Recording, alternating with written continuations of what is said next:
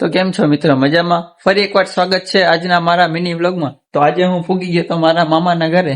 પછી આપણે એમ થયું કે હવે આપણે ઉપર સીડી ચડીને જઈએ, ઉપર કંઈક મળે ખાવા પીવાનું, તો આપણે ખાઈ લઈએ. અભી મજા આયેગા ના ભીડો. આપણે ફૂગી ગયા હતા મામાના ઘરે ઉપર રહોડામાં. તો આપણે પછી રહોડામાં ખાખા કરવાનું ચાલુ કરી દીધું કે ભાઈ ખાનામાં કઈ ખાવાનું મળી જાય તો આપણે ખાઈ નાખીએ. તો આપણે ખાનામાં તો કઈ દેખાણું નહીં. પછી આપણે વાટ જોતા હતા કે કઈ ચા બને. પછી આપણે ચા બનવાની રાહ જોવા માંડ્યા. તો ભાઈ આપણે દેખાઈ ગયું પિસ્તાનું પેકેટ કે ભાઈ આપણે પિસ્તા ખાઈએ બેઠા બેઠા.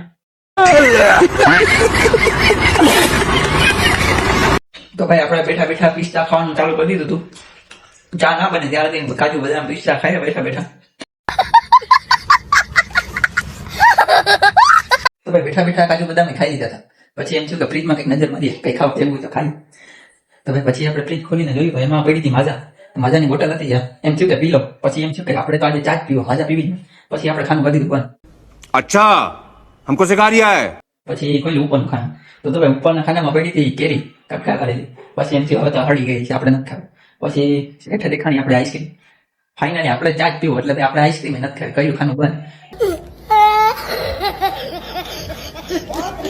ભાઈ આપણે બેસી ગયા પાછા ચાની વાત જોવા. આજે તો મામાના ઘરેથી ચા પીને જવાનું થાય છે. તો ભાઈ ફાઇનલી ચા મૂકી દીધો તો આપણી બેને. તો ભાઈ ફાઇનલી હું મારા મામાના ઘરે મસ્ત ચાની મજા માણું છું.